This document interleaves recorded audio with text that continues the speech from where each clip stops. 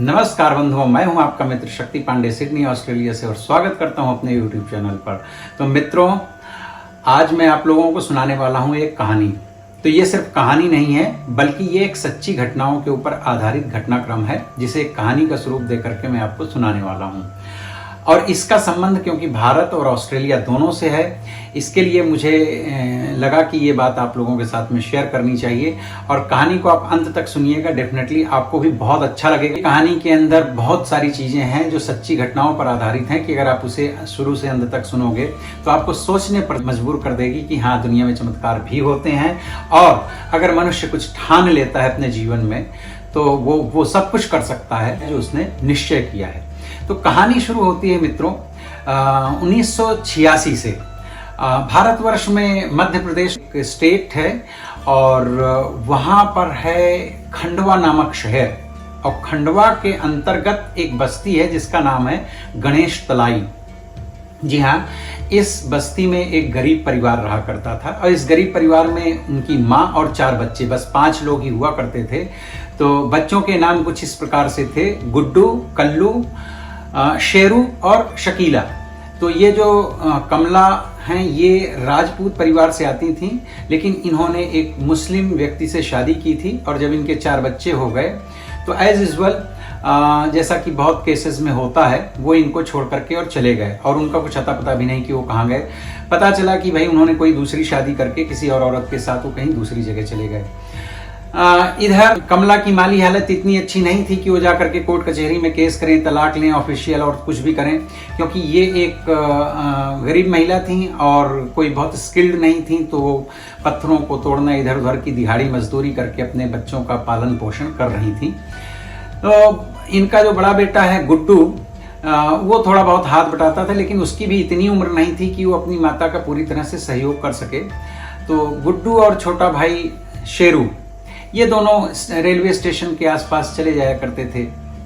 वहाँ कभी आपने देखा होगा ट्रेनों में छोटे छोटे बच्चे आते हैं, कुछ झाड़ू वाड़ू लगाते हैं, या कोई कभी कुछ पैसे दे देता है, तो कभी छोटा मोटा काम इधर कर लिया, कहीं किसी टी स्टॉल में कुछ कर लिया, बर्तन धो दिए, ऐसा वैसा करके तमाम सारे काम जो हैं वो करके थोड़ा बहुत ऐसा कुछ करके लाते थे जिससे परिवार की मदद हो सके। और क्योंकि छोटी बहन शकीला ये काफ़ी ज़्यादा छोटी थी, क्योंकि जब इनके पिता इनको छोड़ करके गए थे तो शेरू की उम्र सिर्फ 3 वर्ष की थी।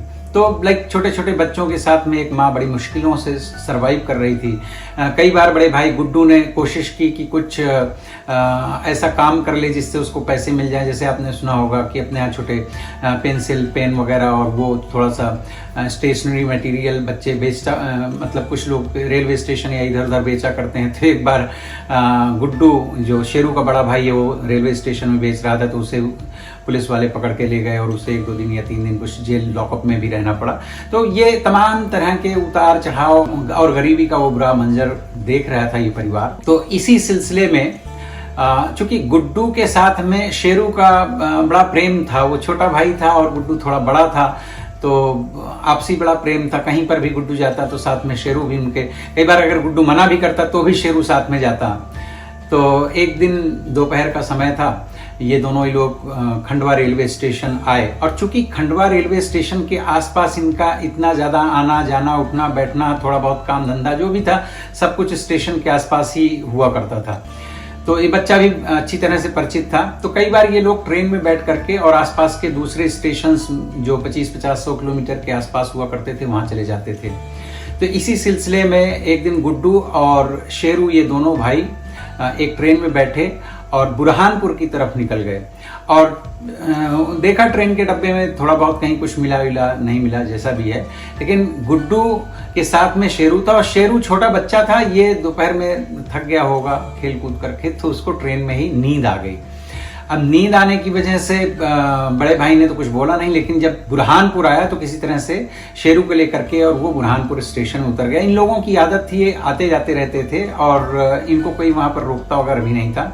लोकल क्षेत्रीय ट्रेनों में इस तरह से होता रहता है, बहुत और भी दूसरे स्थानों में। तो क्या हुआ कि गुड्डू शेरू को लेकर के कहीं साथ में जाना चाहता था, लेकिन शेरू को क्योंकि आ रही थी नींद, तो उसने कहा कि तुम अपना घूम टहल करके आ जाओ जहाँ भी जाना है और मुझे यहीं पर सोने दो। तो उसको लगा, चूंकि ये लोग स्टेशन वगैरह से बहुत ज्यादा फैमिलियर थे, तो वहीं एक बेंच में छोटे भाई को उसने सुला दिया। वो वहां पर सो गया और शेरू चला गया शायद किसी काम से बाहर स्टेशन के निकल करके, लेकिन काफी देर हो गए। और जब शेरू की नींद टूटी तो उसने देखा कि गुड्डू वहां पर नहीं है। तो छोटा बच्चा बड़ा परेशान हुआ और भाई को अपने बुलाने लगा। इधर उधर कहीं देखा और नहीं दिखाई दिया। तो सामने एक ट्रेन का डब्बा था, ट्रेन खड़ी हुई थी और खाली डब्बा था। तो यहाँ चूंकि बाहर ओपन स्टेशन में बेंच पर लेटा हुआ था, तो उसको लगा कि ये शायद ट्रेन वापस खंडवा ही जाएगी, तो उसमें जाके बैठ गया। और जैसा कि मैंने बताया कि इसको नींद आ रही थी, तो वहां जाकर के सो गया। अब सो गया, इसको नींद लग गई और ट्रेन कब चल पड़ी इसको पता भी नहीं चला। और जब इसकी नींद खुली तो दूसरे दिन सुबह हो चुकी थी और इसने देखा कि ट्रेन तो चली जा रही है और बड़ा चिल्लाया, इधर उधर देखा, लेकिन गुड्डू उसका भाई वहां पर नहीं था। और रोता धोता बड़ी मुश्किल से कैसे भी करके, और ये बालक खंडवा से चल बुरहानपुर से चल करके, चूंकि ये ट्रेन बुरहानपुर में थी जहां से इसने पकड़ा था, इसको लगा था कि ये खंडवा वापस जाएगी शायद। तो 5 साल के बच्चे की कितनी समझ होती है। और ये आ गया हावड़ा रेलवे स्टेशन कोलकाता। यहाँ करके जब ये उतरा तो इसने पहली बार इतनी सारी भीड़ देखी और लोकल ट्रेन, ये वो बहुत कुछ उसने देखा और बेचारा बड़ा घबराया, रोया धोया किसी तरह से। लेकिन अब चूंकि गुड्डू तो जा चुका था और इतने छोटे बच्चे को असल में तो अपने शहर का भी नाम नहीं मालूम था, अपनी माँ का नाम, बस इसको केवल गुड्डू का नाम मालूम था। और माँ को जो भी बुलाता था, अम्मी या मम्मी या जो भी अम्मा बुलाता था शायद, तो बस उसे यही था। अगर कोई उससे पूछता भी तो उसे कुछ नाम नहीं पता था। और इसको गणेश तलाई, चूंकि ये इनकी बस्ती का नाम था तो गणेश तलाई मालूम था, लेकिन गणेश तलाई खंडवा के अंतर्गत आने वाली एक छोटी सी बस्ती थी। तो अब वो बस्तियों के नाम तो कहीं दूसरे इतने 1000-1500 किलोमीटर दूर कोई किसी को पता नहीं होता है। तो ये 10-12-15 दिन तक वहीं पर हावड़ा रेलवे स्टेशन के आसपास घूमता रहा। कई बार लोकल ट्रेन में बैठा, लेकिन लोकल ट्रेन तो पूरा शहर घुमा करके फिर से वहीं पर ड्रॉप कर देती। और किसी तरह से, चूंकि जैसा कि मैंने पहले बताया कि इनका रेलवे स्टेशन से आना जाना इधर उधर कैसे करके सरवाइव करने की आदत थी। और छोटा बच्चा था तो कभी किसी ने कुछ खाने को दे दिया, इधर उधर से मिल गया, कैसे भी करके इसने लगभग 1.5-2 हफ्ते का समय वहां पर बिताया। इसी दरमियान इसको एक दिन एक महिला मिली, रेलवे ट्रैक के आसपास खेल वेल रहा होगा या कहीं जा रहा होगा। तो इसको देखा, उसने ऑब्जर्व किया लेडी ने, तो इससे पूछा इसका नाम और सब कुछ। तो उसको पता चल गया कि ये बच्चा खोया हुआ है और इसे अपने घर वालों का पता नहीं है। और इसकी चूंकि भाषा ये हिंदी में बात करता था, तो उसे लगा कि ये यहाँ आसपास का भी नहीं है। तो उसे वो अपने घर लेकर के आई, अच्छे से उसको नहलाया धुलाया, खाना वाना खिलाया। फिर इसके बाद में उसने कांटेक्ट किया किसी अपने जानने वाले व्यक्ति को, और वो आया और इस बच्चे को जिस तरह से इन लोगों ने आपस में घर में उसकी मौजूदगी में बातचीत की और उस आदमी ने इसको जैसे टच वच किया होगा, तो बच्चों को भी पता चल जाता है कि क्या है गुड टच और क्या है बैड टच। और बातचीत से भी उस बच्चे को शायद ये समझ में आ गया था कि यहाँ कुछ तो गलत है। अब देखिए क्या होता है, जब कम उम्र में बहुत ज्यादा स्ट्रगल देखने को मिल जाता है, तो मेरे ख्याल से इस हिसाब से समझ भी डेवलप हो जाती है। उसको समझ में आ गया शेरू को, तो वो किसी तरह से उसने कोशिश करके और वो जगह छोड़ी और वहां से भागा। हालांकि उन लोगों ने उसका पीछा किया, लेकिन वो बच बचा करके निकल करके फिर से रेलवे स्टेशन के आसपास ही रहने लगा। इसी सिलसिले में एक दिन एक रेस्टोरेंट के सामने वो खड़ा हुआ था और वहां एक युवक, मतलब कम एज का ही व्यक्ति था, वो सामने खाना खा रहा था रेस्टोरेंट में बैठ करके। तो उसने शेरू को देखा, शेरू उसको ललचाई आंखों से देख रहा था, बच्चा है चूंकि, तो अब बच्चे को भूख लगी होगी, मतलब आप समझ सकते हैं, तो लोगों को खाता हुआ देख करके। लेकिन वो जो व्यक्ति इसको देख रहा था, जो नवयुवक लड़का इसको देख रहा था, वो काफी अच्छा पढ़ा लिखा भी था और थोड़ा सा अच्छे दिल का भी था मेरे ख्याल से, क्योंकि उसने खाना खाने के बाद में जब वो बाहर निकला तो शेरू से बातचीत की, तो उसे पता चल गया कि ये मिसिंग है। ये मतलब ऐसा नहीं है कि यहाँ जैसे भीख भीख मांगने वाले दूसरे बच्चे होते हैं, ये मिसिंग है, कहीं दूसरे स्टेट से या कहीं दूसरी जगह से आया है। तो वो उस बच्चे को लेकर के और गया पुलिस स्टेशन। अब पुलिस वालों ने भी बातचीत करके जितना कोशिश हो सकती थी पता लगाने की कि ये बच्चा कहाँ का है तो वापस भेजा जा सके, लेकिन पॉसिबल नहीं हो पाया, क्योंकि शेरू को किसी का नाम नहीं पता था। मीन्स अपने शहर का या इवन अपने माँ का तक नाम नहीं मालूम था, बस गुड्डू। और गुड्डू इतना कॉमन नेम उन दिनों पर हुआ करता था कि लाइक उसके दम पर पता लगाना बड़ा मुश्किल था। और वैसे भी शेरू इतनी दूर से वहां पर पहुंचा था। तो जब कुछ उपाय नहीं सूझा, तो अब चूंकि छोटे बच्चे को क्या करें, तो फिर उसको बाल सुधार गृह भेज दिया गया। अब बाल सुधार गृह में तो वैसे बच्चे आते हैं जो थोड़े से कहीं कुछ किसी ने उद्दंडता की होती है या जिनके ऊपर केस वेस चल रहे होते हैं, थोड़े से लंगड़े लूड़े और परेशान टाइप के, थोड़ा सा क्रिमिनल टाइप के भी बच्चे जो होते हैं, वो सब बाल सुधार गृह में उनको कोर्ट के माध्यम से या पुलिस के माध्यम से भेजा जाता है। लेकिन वहाँ के जो देख रेख करने वाले अधिकारीगण थे तो उन्होंने देखा कि इस बच्चे का कोई आपराधिक बैकग्राउंड तो है नहीं और ये मतलब इसको कोई चोट फोट नहीं लगी है, कोई डिसेबल नहीं है। तो उन लोगों ने कोशिश की और इस बच्चे को वहाँ से अपनी जो भी पेपर वर्क वगैरह करके और एडॉप्शन सेंटर भेज दिया। एक जगह होती है मित्रों जहाँ से बच्चों को गोद लेने का प्रोसेस होता है, तो इस तरह के सेंटर्स हैं भारतवर्ष में और भी शायद दूसरे देशों में होते होंगे। तो किसी तरह से शेरू को एडॉप्शन सेंटर में भेज दिया गया और वहाँ कुछ एनजीओज और जो भी सोशल वर्कर्स हैं उन लोगों ने कांटेक्ट, मतलब वो तो करते ही हैं वहाँ के बच्चों के साथ में कांटेक्ट, और कोशिश की गई कि इस बच्चे से रिलेटेड अगर इनके रियल पेरेंट्स का पता चल जाए पेपर में देना। वो जो फॉर्मेलिटीज़ होती हैं कि बच्चे को गोद किसी को भी देने से पहले पूरी तरह से कोशिश करनी चाहिए कि वो बच्चा अपने रियल माता पिता तक पहुंच जाए, लेकिन वो पॉसिबल नहीं हो पाया। उसकी वजह ये थी कि बच्चा चूंकि करीबन 1500 किलोमीटर दूर से था और ये सब कुछ कलकत्ता में हो रहा था और इन्हें तो पता नहीं था कि किस शहर से बालक है। तो एनीवेज पूरे कोशिश करने के बाद में तो जब शेरू के माता पिता का कहीं कोई परिवार का पता नहीं चला तो अब फिर शेरू को उस प्रोसेस में डाला गया जिसमें कि जो लोग इंटरेस्टेड होते हैं दुनिया भर से बच्चों को गोद लेने में। तो यस, उस प्रोसेस में फिर यहाँ ऑस्ट्रेलिया का एक स्टेट है तस्मानिया और वहाँ की राजधानी है होबार्ट। तो वहाँ के एक दंपति थे, अंग्रेज दंपति जॉन ब्रेडली।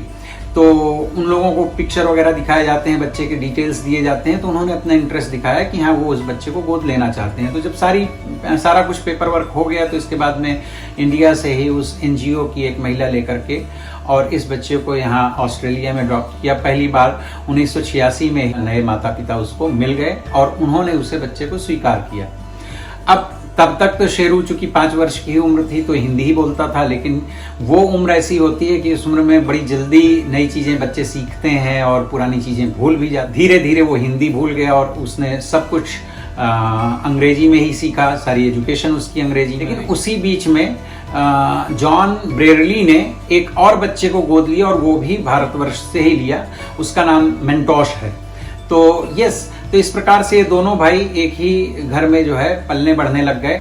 लेकिन इस पूरे डेवलपमेंट के रास्ते में शेरू के दिमाग में हमेशा उसे अपनी माँ का चेहरा दिखाई देता, अपने भाई गुड्डू का, क्योंकि गुड्डू के साथ में उसका बड़ा गहरा संबंध था और लास्ट तक गुड्डू उसके साथ में था। और अपना वो जो बस्ती है उसकी और वो जो स्टेशन है, वो सारी जो 5 वर्ष के बच्चे के मन में दिमाग में धूमिल सी कुछ यादें थी, वो रह करके उसको हमेशा सताती। अब तक कोई सोर्स ऐसा नहीं था जहां वो जाकर के इन चीज़ों को डिस्कस करे या कहीं से जाकर के पता लगाए, पर उसके मन में, गहरे मन में कहीं ना कहीं ये सब बातें थी। फिर पढ़ाई लिखाई करके जब वो बड़ा हो गया, अब वो शेरू से सारू हो चुका था। ऑस्ट्रेलिया में उसे सारू ब्रेडली के नाम से ही जाना जाता है। और वो जो 22 साल बाद जब वो कॉलेज में था, और तब तक ये बात है 2009 की, क्योंकि 86 में खोया था शेरू और अब 2009 आ चुका था। 2009 में इंटरनेट और ये सब चीज़ें काफ़ी डेवलप हो चुकी थी। उसने ट्राई करना शुरू किया गूगल मैप के थ्रू कि मैं पहुंच सकूं अपने घर जहां से मैं खोया था। लेकिन अब पहुंचने के लिए सारू के दिमाग में सिर्फ कुछ धूमिल यादें थीं, मतलब कुछ स्पष्ट नहीं था, नाम स्पष्ट नहीं था। कभी कभी उसे याद आता कि शायद बी से नाम था, तो जब इंटरनेट में डालता तो बी से तो सैकड़ों नाम है, ब्रह्मपुर है, भरतपुर है, दिस एंड दैट, मतलब अनेकों नाम आते, लेकिन उन सब का कोई मतलब नहीं होता था। अब चूंकि शारू ने पढ़ाई लिखाई की थी और उसे लगभग चीजें समझ में आ रही थी और मॉडर्न एज का लड़का था, तो उसने चीजों को बड़ी टेक्निकली और रियलिटी के ग्राउंड पर ढूंढने की कोशिश की। क्योंकि उसके गोद लेने का प्रोसेस हुआ कलकत्ता से जरूर था, लेकिन उसे ये पता था कि मैं कलकत्ता से नहीं हूँ। उसे ये भी थोड़ा बहुत याद था कि मैं ट्रेन में बैठ करके गलती से वहां पर पहुंचा था। लेकिन जब वो कॉलेज में पहुंचा तो उसे कुछ इंडियन दोस्त मिले, मतलब कुछ इंडियन स्टूडेंट्स मिले, तो उनके साथ भी उसने डिस्कशन किया। इसी बीच में उसकी गर्लफ्रेंड थी, लूसी नाम था उसका, तो उसके साथ में भी वो चीज़ों को डिस्कस करता, बड़ा मन में बड़ा बेचैन रहता है। इस बीच में पढ़ाई लिखाई करके वो अपने पिता के बिजनेस को भी हेल्प करता था, माता पिता की हेल्प करना, बिजनेस को उनके हेल्प करना, पढ़ाई लिखाई करना, जैसा कि यहाँ का कल्चर है वो पूरी तरह से करता था। लेकिन मन में कहीं ना कहीं उसके बड़ी बेचैनी थी। वो अपने रियल माता पिता से और अपने परिवार से एक बार मिलने की बहुत गहरी चाहत रखता था। तो इसके लिए वो जब भी टाइम मिलता तो 2009 से लगभग 3 साल उसने बड़ी कोशिशें की। मतलब भारतवर्ष का जो मैप है उसको एक एक शहर, एक एक छोटा बड़ा स्टेशन सब कुछ कर लिया, लेकिन अब अंदाज भर से तो चीजें क्लिक होती नहीं है, पर वो सक्सेस नहीं हुआ। तो कई बार वो हताश हो जाता और इसके बाद में वो ढूंढना बंद भी कर देता। लेकिन ये सिलसिला उसका चलता रहा, अंदर मन की बेचैनी बढ़ती गई। और एक चीज, उसे बचपन में जलेबियां बहुत अच्छी लगती थी। तो यहाँ इंडियन जो उसके फ्रेंड्स बने, तो एक दो बार जब उनके घर में कुछ आर्टी पार्टी हुई तो उसने देखा कि वहाँ जलेबियां, तो उसकी और यादें ताजा हो जाती और अंदर से बड़ी उत्कट इच्छा होती। तो उसने लेकिन हार नहीं मानी। मतलब 3 साल का लंबा समय होता है, हजारों घंटे उसने इंटरनेट में एक्सपेंड किए अपने घर को ढूंढने के लिए, अपने परिवार को, अपनी माँ को ढूंढने के लिए, लेकिन वो सक्सेस नहीं हो पाया। फिर उसने धीरे धीरे गिव अप कर दिया, क्योंकि उसके सामने दूसरे भी बहुत सारे काम थे। अपने पिता के बिजनेस को संभालना था, उसकी अपनी खुद की पर्सनल लाइफ थी, करियर था, उसकी गर्लफ्रेंड थी, इन सब चीज़ों के चलते। और जब कोई उम्मीद की किरण भी नजर ना आए तो कई बार आप चलते चलते हतोत्साहित हो जाते हैं। लेकिन कहीं ना कहीं बहुत गहरे में वो जो मिलने की चाह थी और वो बड़ी गहरी थी। तो शाहरुख का ये सिलसिला फिर से शुरू हुआ 2012 में। और अब 2009 और 12 के बीच में थोड़ा सा फर्क ये पड़ा था कि अब जो इंटरनेट की स्पीड थी वो काफ़ी पहले से बेहतर हो गई थी, और इंटरनेट का जो डाटा वगैरह है पहले से ज़्यादा मिलने लग गया था। और उसकी जो गर्लफ्रेंड थी जिसके साथ उसका बहुत अच्छा संबंध था, तो उसके पास वाईफाई वगैरह था, तो लाइक अच्छा स्पीड में सब कुछ उसे मिला। और एक वो लड़की भी बड़ी कोऑपरेटिव थी और फ्रेंड्स भी इस बीच में मिले। तो सब चीज़ों ने मिला जुला करके जो है तो इस रिसर्च को फिर से शुरू किया। अब शाहरुख को एक चीज पता थी कि जब दोस्तों के साथ में डिस्कशन होता तो वो क्वेश्चंस करते कि भाई तुम कलकत्ता से नहीं हो ये तुम्हें पता है, लेकिन तुम कहाँ से आए ये तुम्हें नहीं पता है, तो तुम कैसे आए? तो ट्रेन से। तो फिर ये क्वेश्चन हुआ कि तुम ट्रेन में कितने घंटे लगभग तुमने सफर किया? तो वो बताता कि मैं ऐसे शाम को लगभग ट्रेन में बैठा था और दूसरे दिन शाम को मैं पहुंचा था। तो लगभग 24 घंटे 22-24 घंटे की यात्रा करके मैं कलकत्ता पहुंचा था। तो अब देखिए मतलब 20 से और 24 घंटे के रेडियस में कितने स्टेशंस हैं कलकत्ता से, हावड़ा रेलवे स्टेशन से। तो अब ये पता नहीं कि तुम नॉर्थ से आए हो कि साउथ से आए हो कि ईस्ट से आए हो। तो उसके आसपास के जितने भी मतलब 20-22 घंटे या 24 घंटे की डिस्टेंस में स्टेशन हैं उनको ढूंढना काफी डिफिकल्ट था। फिर उसने एक चीज और उसके दिमाग में आई, आज की तारीख में जो ट्रेन की स्पीड है हम उसके हिसाब से 22-24 घंटे का एस्टिमेट लेके चल रहे हैं, लेकिन 1986 में ट्रेन की स्पीड अलग थी। तो वो उसने दोस्तों से भी बातचीत की, इंटरनेट में भी ढूंढा कि भारतवर्ष में 1986 में जनरल नॉर्मल ट्रेन की जो स्पीड हुआ करती थी वो क्या थी। तो वो लगभग 80 किलोमीटर पर आवर की स्पीड थी। तो उसके हिसाब से पूरा कैलकुलेशन किया, मतलब पूरा दिमाग लगा करके कर ढूंढ रहे थे, ऐसा नहीं कि केवल बैठे और इंटरनेट में छानबीन शुरू की। तो उससे उसे ये एस्टिमेट निकला कि मैं अगर शाम को बैठा था और दूसरे दिन शाम को मैं हावड़ा स्टेशन पहुंचा तो 80 के हिसाब से तो कितने किलोमीटर डिस्टेंस होगा। तो उसे एक अंदाजा लगा कि लगभग 1450-1500 किलोमीटर 950 माइल के आसपास, मील के आसपास जो है डिस्टेंस होना चाहिए। तो वो उसके हिसाब से मतलब ट्रैक को पकड़ पकड़ करके, और वो बड़ी मेहनत करता है। उसे ये भी पता था कि से बी अल्फाबेट से वो नाम कुछ शुरू होता है। करते करते अचानक एक दिन जो है वो पहुंच गया, मतलब मैप में ही पहुंच गया बुरहानपुर। तो ये एक तो बी से शुरू होता था, फिर इसने बुरहानपुर को मैप में जूम करके देखा, रेलवे स्टेशन को देखा और रेलवे स्टेशन के आसपास के वातावरण को देखा। तो जैसे मैंने बताया आपको कि चूंकि बुरहानपुर तक जाना आना और रेलवे स्टेशन के बाहर का वो सारा कुछ जो है उसे कुछ चीजें याद थी। तो उसने स्टेशन के आसपास का वो एरिया जो है तो जूम कर करके देखा, तो उसे वो पहचाना हुआ लगा। तो बुरहानपुर स्टेशन के आसपास के जो लैंडमार्क्स थे उसे वो कुछ याद आए उसे। लेकिन ये पता था कि मैं यहाँ रहता नहीं था, यहाँ से मैंने ट्रेन पकड़ी थी। अब यहां से कुछ ही दूरी या घंटे 2 घंटे की दूरी के आसपास कहीं मेरा शहर था जहां मैं रहता था। तो अब ये नहीं लेकिन पता था कि बुरहानपुर से इस तरफ ट्रैक में मुझे फॉलो करना है या दूसरी तरफ करना है, लेकिन फिर भी उसने कोशिश की। तो करते करते वो फिर पहुंच गया खंडवा, और जब खंडवा का स्टेशन देखा और उसको जूम किया तो उसकी एकदम यादें ताजा हो गई, क्योंकि उसे हमेशा वो पानी की टंकी याद आया करती थी जो स्टेशन के नजदीक थी। वहां पर इंडस्ट्री भी थी और वो एक छोटा तालाब था, एक डैम था। उस डैम में किनारे ये लोग बच्चे लोग नहाने वहाने जाते थे, खेलने कूदने जाते थे। वो सारी चीजें जो है उसने जूम कर करके देखा। अब गणेश तलाई ये नाम इसका जो है तो उसे याद नहीं था एग्जैक्ट, वो कुछ गलत सा नाम ले रहा था। तो फिर इसने क्या किया, बड़ी स्मार्टली खंडवा के कुछ जो अपने हर शहर के फेसबुक वगैरह में सोशल मीडिया में ग्रुप्स होते हैं, तो वहां उसने रिक्वेस्ट डाली, कई लोगों से रिक्वेस्ट किया और वो अपनी चीज़ों को शेयर करने लगा उन लोगों से। तो उसमें किसी ने बताया कि भाई वो जो तुम नाम बोल रहे हो वो गलत बोल रहे हो, ये खंडवा में गणेश तलाई नाम की जगह है।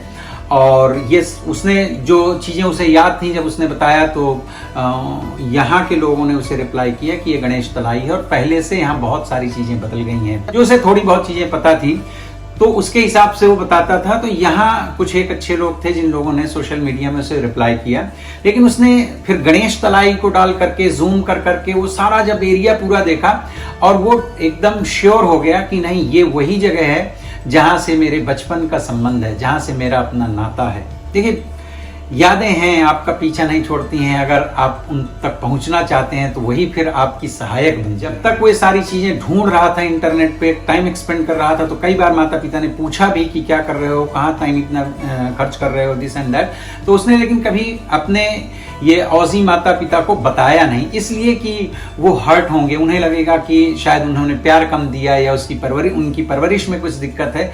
लेकिन ऐसा था नहीं। वो असल में अपनी माँ और अपने भाइयों से और अपनी बहन से मिलने की इच्छा इसलिए नहीं थी कि वो इसको यहाँ पर कोई कमी थी या कुछ था, लेकिन वो बता करके उनको हर्ट नहीं करना चाहता था। लेकिन जब उसे सब पता चल गया और वो एक श्योर हो गया कि ये वही जगह है, तब फिर उसने अपनी गर्लफ्रेंड और अपनी माता और अपने पिता जो यहाँ ऑस्ट्रेलिया में थे उनको उन्होंने बताया और उनसे अनुमति लेकर के वो भी बड़े खुश हुए। इस बात को बहुत क्लियर किया गया है। देखिए, मैंने जब पूरा रिसर्च किया, खोजबीन की, कि उसकी माँ ने, यहाँ की जो ऑजी मदर हैं, उन्होंने बताया कि हमने तुम्हें अडॉप्ट इसलिए नहीं किया था कि हम बच्चे पैदा नहीं कर सकते थे, लेकिन हमको ये था कि दुनिया में इतने बच्चे हैं और इतनी आबादी है, उसमें से हम अपने खुद के बच्चे और पैदा करके कोई बहुत बड़ा काम नहीं करेंगे, तो इसके बजाय हम तुम्हारी तरह के किसी बच्चे को गोद ले करके और उनको एक अच्छी जिंदगी देना चाहते थे, इसलिए हमने तुमको गोद लिया था। लाइक बड़ा इमोशनल वो सारा वातावरण था और बड़े खुले दिल से इस चीज को एक्सेप्ट किया और वो भी माता पिता बड़े खुश हुए कि हमारे बेटे को उनके रियल माता। ये देखिए तब होता है जब आपको अपनी परवरिश पर पूरा यकीन हो कि हमें पता है कि हमने इतना प्यार दिया है और इतनी अच्छी परवरिश दी है कि हमारा बेटा कहीं भी जा करके फिर लौट करके हमारे पास ही आएगा। लेकिन उनकी अनुमति के साथ में ये सन 2012 फरवरी 2012 में सारू जो है आए दिल्ली फ्लाइट से और फिर वहां से ये पहुंचे खंडवा। अब जब खंडवा स्टेशन पहुंचा सारू तो खुद ब खुद मतलब उसको वो रास्ते, अब आपको लगेगा कि 5 साल के बच्चे की मेमोरी इतनी अच्छी कैसे हो सकती है। तो असल में ये एक बार या 2 बार तो कोई स्टेशन गए नहीं थे, उनका तो सुबह से लेकर के और शाम तक का पूरे दिन का मैक्सिमम टाइम वहां पर एक्सपेंड होता था, जैसे शुरू में मैंने आपको बताया। तो सारू को वो रास्ते खुद अपनी तरफ खींचते हुए लेकर के चले गए, कहां तक, गणेश तलाई तक। और जब गणेश तलाई पहुंच गया सारू तो वो बस्ती उसने घूम टहल करके देखी और वो धीरे धीरे उस घर तक पहुंच गया जहां वो अपने भाई बहनों के साथ में और अपनी माँ के साथ में रहा करता था। लेकिन संयोग से उस घर में कोई रह नहीं रहा था, वो खंडहर जैसा था, उसमें बकरियां वकरियां थीं। वो खड़ा होकर के बेचारा दुखी होता है, रोने लगता है, उसे लगता है कि मैंने अपनी फैमिली को खो दिया। जब चूंकि यहाँ ही रहते थे और अब यहाँ नहीं है तो इसका मतलब कि अब मैं यहाँ इतनी दूर आने के बाद में भी अपने परिवार से मिल नहीं सकूंगा। लेकिन वहां पर एक महिला खड़ी हुई थी अपने बच्चे को गोद में लेकर के और वो ये सब देखती है, सारू का उस जगह आना, दीवारों को देखना, घर को ताड़ना, एक बड़ी और दुखी होना, वो सैडनेस, वो सब कुछ देखती है और आकर के सारू से पूछती है कि भाई क्या ढूंढ रहे हो तुम। बट सारू समझ नहीं पाता। अब देखिए बचपन में तो हिंदी बोलता था, लेकिन अब चूंकि परवरिश उसकी पूरी इंग्लिश मीडियम में हुई और ऑजी एक्सेंट के साथ हुई, तो वो लेडी को इंग्लिश नहीं आती थी, शाहरुख को हिंदी नहीं आती थी। एनीवेज वहीं पड़ोस के एक व्यक्ति को बुलाया गया जिसे थोड़ी बहुत टूटी फूटी अंग्रेजी आती थी। तो शाहरुख ने उसको अपना नाम बताया और उसने बताया कि मैं यहीं पर रहता था, ये मेरा घर था। और उसने अपने बचपन की फोटो दिखाई, क्योंकि जब इसको गोद लिया गया था तो उसके माता पिता ने उसी टाइम पर उसकी फोटोज वगैरह खींची थी, तो वो लेके आया था अपने बचपन की फोटो। तो उस आदमी को थोड़ा सा क्लिक हुआ, तो उसने कहा कि वेट, मैं भी आता हूँ। और एक 10 मिनट बाद वो लौट करके आया और शाहरुख को साथ में लेकर के चला, बोला चलो मैं तुमको मिलवाता हूँ। तो वहाँ पर 3-4 महिलाएं खड़ी हुई थी, तो उनमें से उसने कहा कि जाओ अपनी माँ को पहचान लो, देखो इन्हीं में से कोई होनी चाहिए। तो उसने देखा 1, 2, 3 और वो जो चौथी महिला खड़ी हुई थी, तो तब तक वो महिला खुद भी आगे बढ़ी और शाहरुख भी आगे बढ़ा और दोनों एक दूसरे को गले लगा करके और रोने लग गए। और माँ तुरंत पहचान गई और बेटा भी तुरंत पहचान गया। बेटा तो चूंकि माँ के चेहरे में उतना ज्यादा परिवर्तन नहीं हुआ रहा होगा, लेकिन बेटा 5 साल से, और जब 30 साल का हो चुका था शाहरुख, तो 30 साल की उम्र तक में तो पूरा चेंज हो जाता है। तो उससे लोगों ने पूछा बाद में कि भाई तुमने शाहरुख को पहचाना कैसे? तो कहा इसकी आंखों से पहचाना। और बचपन में एक बार वो तरबूज लेकर के दौड़ करके अपने घर आ रहा था, तो किसी मोटरसाइकिल वाले से टकरा गया था, तो उस टक्कर में उसके यहाँ मत्थे में एक चोट लग गई थी। तो वो जो घाव का निशान है वो अभी भी था। तो माँ ने बताया कि इसकी आंखें और इस घाव के निशान से मैं पहचान गई कि ये मेरा ही बेटा है। सभी परिवार के लोगों को बुलाया गया, सबसे मुलाकातें हुई, पड़ोस के लोग आए। तो उनके पड़ोस में एक इंग्लिश की टीचर है, उनका नाम है शहनाज चिश्ती। तो वो इस द्विभाषीय का काम करती थी। और जब शाहरुख परिवार के सभी लोगों से मिल चुका, तो उसने देखा कि गुड्डू से मुलाकात नहीं हुई अभी तक। तो उसने माँ से पूछा कि गुड्डू कहाँ है? तो माँ की आंखों में आंसू आ गए और परिवार के सभी बाकी लोग भी रोने लग गए। और माँ ने बताया कि जिस समय तुम खोए थे, तो उस समय तुम अकेले नहीं खोए थे, मैंने अपने 2 बेटे खो दिए थे। गुड्डू की बीच से कटी हुई लाश रेलवे ट्रैक के ऊपर मिली थी और उसके शरीर के 2 टुकड़े हो गए थे। तो गुड्डू तभी बेचारा मर गया था, जबकि शाहरुख की यादों में गुड्डू और माँ ये 2 ही सबसे ज्यादा हुआ करते थे। तो काफी दुखद रहा ये सुन करके, लेकिन चूंकि परिवार के बाकी सब लोग मिल गए थे, माँ मिल गई, कल्लू जो उनका दूसरा भाई था उसको कहीं टीचर की नौकरी मिल चुकी है, वो भी अपनी लाइफ में सेट है। और बहन शकीला की भी शादी हो गई है, वो भी अपने परिवार के साथ सुखी है। और लगभग 10-11 दिन रहने के बाद में उसने अपने माता पिता को यहाँ पे मैसेज करके बताया कि सब कुछ ठीक है, यहाँ पर मैं खुश हूँ और मेरा परिवार इस बात को जान करके बहुत खुश है कि मैं जीवित हूँ। और यहाँ से भी माता पिता खुश हुए।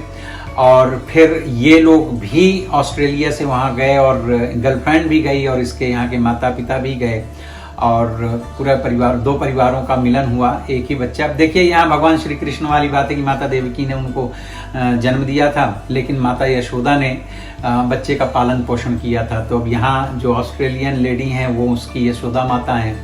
और फिर शाहरुख ने बड़ी कोशिश की कि माँ को यहाँ ऑस्ट्रेलिया लेके आए, लेकिन माँ ने आने से मना कर दिया। और सिंपल वजह यह है कि माँ यहाँ आकर के, बेटा भी जब बराबर हिंदी नहीं जानता, हालांकि शाहरुख ने अब हिंदी काफ़ी सीख ली है और थोड़ा बहुत वो लोग भी कोशिश करते हैं कि इनकी भाषा को भी समझें, लेकिन शाहरुख ने अपनी माँ के लिए नया घर खरीद करके दिया है और बहुत फ्रिक्वेंटली अपनी माँ से और अपने परिवार से मिलने के लिए वो इंडिया जाते हैं और अपनी माँ को महीने का जो भी खर्चा पानी है वो सब कुछ देते हैं। और दोनों ही परिवार बड़े खुश हैं, जो ऑस्ट्रेलियन माता पिता हैं शाहरुख के, और शेरू की माँ और उसके परिवार के बाकी सब लोग भी बहुत खुश हैं। अपने बचपन की थोड़ी बहुत यादों के सहारे और टेक्नोलॉजी के सहारे 25 वर्ष बाद शेरू शाहरुख ब्रेडली बन करके और अपने परिवार से फिर से मिलता है और ये एक सुखद एंड हुआ इस कहानी का। तो मित्रों, आप लोग बताइएगा ये कहानी कैसी लगी